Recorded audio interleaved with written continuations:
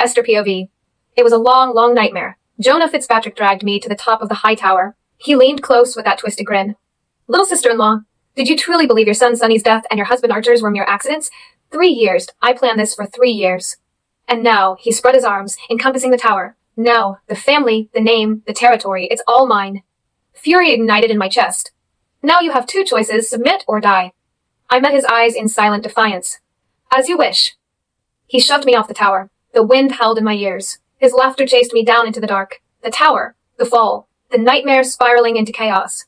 I jolted awake. The air in my lungs burned as if scorched by fire. No scent of blood. No bone-chilling wind from the high tower. Instead, a wall of searing heat pressed against my spine. A hand reached for my shoulder. My body reacted before my mind could. Don't touch me. I shoved the figure away with every ounce of strength I possessed, tumbling off the bed in a tangle of limbs, and my back slammed against the cold wall. I curled into a ball, arms wrapped tightly around my head, making myself as small as possible.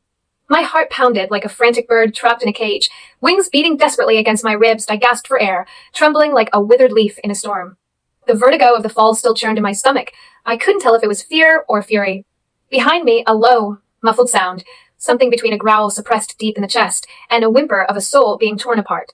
It was the alpha's instinctive howl of rejection, a pain that transcended the physical, a severance at the soul level. Then, the rustle of fabric, the sharp, efficient sound of a shirt being pulled on, the rasp of a zipper, harsh as a death knell in the suffocating silence. Footsteps passed beside me, moving toward the door. The door handle was gripped. A pause. 1 second. From the corner of my eye, I caught the sight of that hand, knuckles sharp and well-defined, fingers clenched so tight the bones showed white, as if suppressing something unbearable. But in the end, he didn't look back. Bang. The door closed. A dull, heavy sound, like a judge's gavel falling. The final sentence.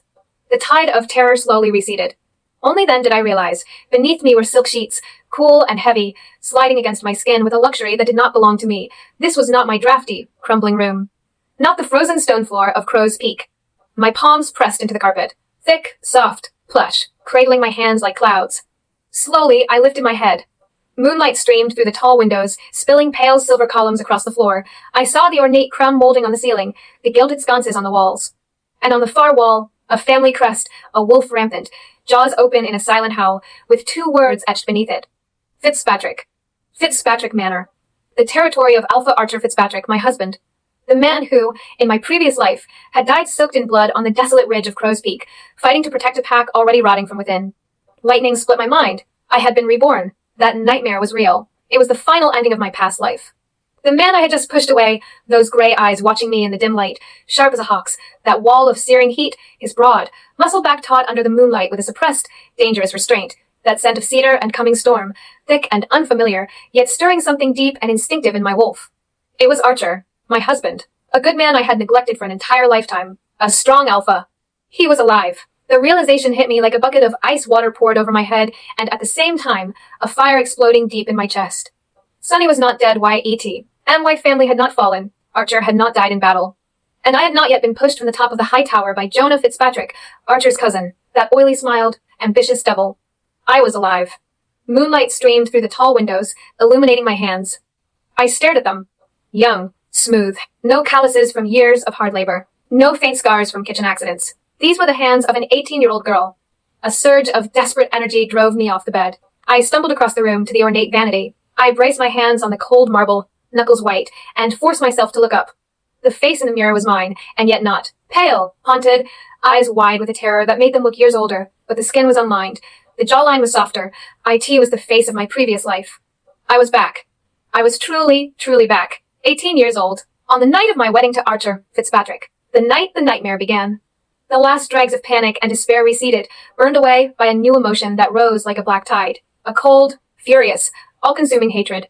My hands clenched into fists, my nails, short and practical, dug deep into my palms. The pain was a welcome anchor. Not this time. This time, Jonah would not win. This time, my family would not fall. This time, Archer would not die. I would change everything, and it had to start now. I had to fix what I had just broken. I had to get him back. Esther POV. Panic is a luxury. I couldn't afford it. I took a deep, shuddering breath, then another, forcing the air into my starving lungs. The practiced calm of my previous life, a life spent navigating treacherous pack politics and hiding my own pain, began to settle over me. I walked to the window, my bare feet silent on the plush carpet. Down below, crossing the moonlit expanse of the formal gardens, was a tall, solitary figure, Archer. He moved with a purpose, his long strides eating up the ground, heading toward a low, stone building at the far end of the estate. The command center, the heart of the Fitzpatrick Pack security and military operations. Of course, he was the alpha. He had duties far more pressing than a hysterical bride. He wouldn't be coming back tonight, not after what I'd done. And that meant Jonah was coming. I knew it the way I knew my own heartbeat. I and my previous life. The moment Archer's footsteps had faded down the hall, his cousin had slithered in, the same night, the same hour. A drunk wolf who had been waiting in the shadows, watching, counting the minutes until his prey was left alone. A chill that had nothing to do with the night air crept over my skin. This house was full of enemies I knew, and, I was sure, enemies I had yet to discover. But this time, I was not helpless. This time, I was the one waiting. I needed a weapon. My eyes scanned the opulent room. Everything was too soft, too decorative. Then I saw it, on the heavy mahogany desk in the corner, the letter opener. It was old, made of heavy brass, with an ornate handle and a blade that tapered to a wicked point. I picked it up. The cool, solid weight of it in my palm was a small comfort. I clutched it tightly, the metal a stark contrast to the trembling in my hand. Okay, a plan. First, survive tonight. Jonah would come. He always came when the Alpha was away. I would be ready.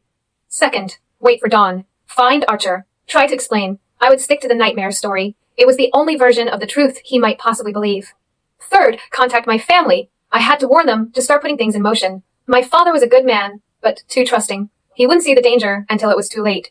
I locked the door. The click of the latch was small and final. In my previous life, I had never thought to do it in time. Then I positioned myself, not on the bed, not in the center of the room where he would expect to find a frightened bride. I melted into the shadows beside the heavy velvet curtains, the letter opener held low along my forearm, and I waited. As I waited, I found myself pressing my thumb against my lips, a nervous habit I thought I'd lost a lifetime ago. A sound from the hallway, right on time. Footsteps, shuffling, unsteady, and a low, muffled laugh that made the blood in my veins turn to ice. I knew that laugh. I would know it in the deepest pits of hell. Jonah Fitzpatrick. My heart slammed against my ribs, but not with the same fear. This time, it was the steady, pounding rhythm of a huntress who hears her prey approaching. I adjusted my grip on the letter opener, my knuckles aching from the pressure. I was already where I needed to be. The doorknob rattled. It didn't turn. I'd locked it. Esther? Jonah's voice oozed through the thick wood, slurred with alcohol. Come on, little bird. Open up. I know my cousin isn't in there. Don't be lonely. My breath hitched. My entire body went cold. Inside, I was stone, but not from fear. From the cold, crystalline focus of a woman who had died once already and would not be broken again. Thump, thump. Jonah began to bang on the door, his patience gone. I know you're in there, you little bitch. Open the door. You think marrying my cousin makes you some kind of queen. You're just a backwoods omega. You're here to serve. His words grew fouler, more explicit. I trembled, a storm of rage and fear warring within me. This was how it started last time. His drunken visit. My terrified silence. My failure to fight back. Not again. Never again. I heard a faint metallic scrape, a grunt of effort, then a sharp crack of splintering wood. From his pocket, Jonah had produced a pry tool to the flat, sturdy piece of metal meant for forcing open doors. The old lock, elegant but not designed to withstand brute force, gave way with a shuddering groan. The door swung open with a violent crash. Jonah stumbled in, a foul cloud of whiskey and smug entitlement preceding him. A leering, predatory grin was plastered on his face. There you are, he slurred, his eyes scanning the room, not yet seeing me in the shadows by the door. He took a step toward the large, empty bed, Esther POV. Jonah lunged for the bed, his movements clumsy and uncoordinated. He collapsed onto the mattress, pawing at the empty space where he expected to find me. Playing hide-and-seek, are we, little kitten? He chuckled, a wet, unpleasant sound. He pushed himself up, turning, his eyes scanning the room. His gaze swept past the heavy velvet curtains where I stood pressed into the shadows, the letter opener held low against my inner forearm, blade parallel to my skin, invisible, patient. My breathing was shallow, controlled.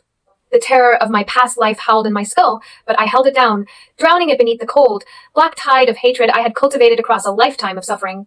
I wasn't the prey anymore.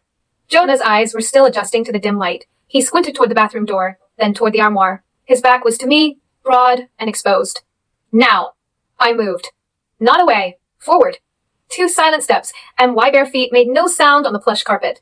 The letter opener shifted in my grip, rotating so the brass point angled downward, aligned with the soft flesh beneath his arm where the expensive jacket gaped open. I was close enough to smell the whiskey souring on his skin when his ear caught the whisper of my movement. He started to turn. Too late. I drove the letter opener into the fleshy part of his upper arm with every ounce of strength I possessed, strength born of years of repressed rage, of nights lying awake memorizing the geometry of his body so that one day, I would know exactly where to strike. A choked, guttural cry tore from his lips. The sharp tip tore through jacket, shirt, and into the muscle beneath. Blood, dark in the moonlight, welled up instantly, staining the fabric. For 1 perfect second, Jonah Fitzpatrick went completely still. The pain hadn't registered yet. His brain was still struggling to process the impossible. The meek little Omega had struck first. Then the agony hit. He screamed, a raw, animal sound, and spun toward me, his uninjured arms swinging wildly. The back of his hand connected with the side of my face. Stars exploded behind my eyes. I staggered sideways, my shoulder cracking against the edge of the heavy armoire. The impact sent a jolt of pain down my arm, my knuckles scraping against the decorative metal sconce mounted on the wood. A thin line of fire opened across my upper arm. But I didn't drop the letter opener. My fingers tightened around the brass handle, slick now with Jonah's blood. I blinked the stars away and found him again. He was clutching his wounded arm, his face contorted in a snarl that was half pain, half disbelief. You little. The words came out strangled. You stabbed me? I didn't answer as I shifted my weight, settling into a crouch, the blade held before me, and my free hand braced against the armoire. I could feel the warm trickle of blood running down my own arm, but the pain was distant, muffled. Adrenaline was a beautiful thing. Jonah's eyes darted from my face to the bloody letter opener and back again. I watched the calculation happen behind his eyes, the drunk, entitled boy trying to decide if the price of continuing was worth paying. He lunged again. Slower this time, hampered by the wound, by the alcohol, by the shock. His good hand grabbed for my wrist. I twisted, not away, into the grab did I let his fingers close on my forearm, then pivoted my body, using his own momentum to drag him off balance. The letter opener came up in a short, vicious arc, scraping across the back of his hand. He howled, released me, stumbled backward, blood now streaming from 2 wounds. I pressed forward, not far, 1 step, 2, enough to make it clear I was not retreating. The letter opener dripped between us, a steady, rhythmic patter on the carpet. Get out, I said. My voice was low, quiet. It cut through the silence with the edge of shattered glass.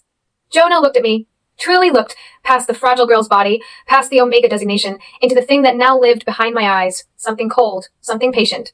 Something that had spent a lifetime learning exactly how much damage a person could survive.